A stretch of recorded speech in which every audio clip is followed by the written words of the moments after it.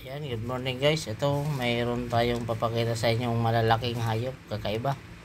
Swerte daw to sa negosyo kaya nag-aalaga sila ng pagong. Ayan, ang laki ng pagong oh. Swerte daw yan. Pagong. Mamahalin tong pagong na to eh. At mag-asawa yata. Ayan, pagong guys. Ayan oh. Ito, ayan oh, pagong. Kikita mo yung pagong? Ayan, pagong. Anong tawag? Anong English nila? Crocodile. Ano crocodile? Iba pala yung crocodile. Ano? Ano ba yung crocodile? Buhaya. Ano ba to? Buhaya? Turtles. Tama? Turtles. Ano yan? Kakak. Anong tawag nito, Pansi? Kakak. Kakak. Hindi kakak yan. Pagong. Pagong ayan. Lo. Pagong yan. Pagong ayan oh. Ayan. Oo, ayan oh. Kita mo yan oh. Oh. Ayan. Ano yan, Pansi? Pagong. Ayan po. Ang malaking pagong oh. Ayan. Sa mga inchik yan niluluto nila yan. Kinakatay. Kakak. Sarap na sarap sila dyan sa mga ganyan. Ang karne niyan. Ayan.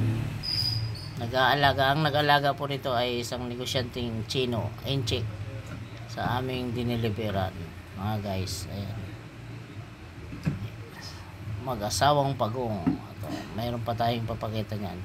Ayan. Asa na yun? Ay bayawak.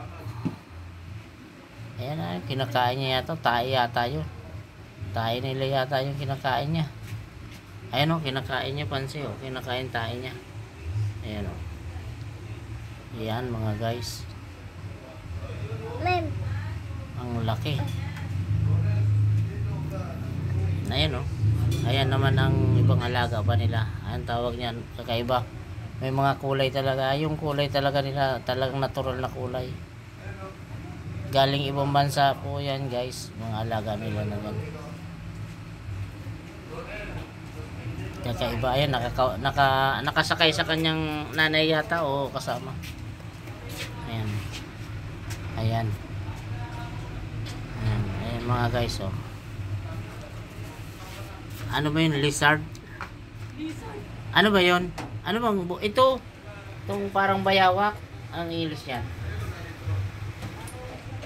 Bayawak. Kinakain din to mga guys. Kinakain din yan. Ewan ko kung ayan o, tingnan mo, kakaiba, Pansi o, kakaiba ang muka o. Ayun.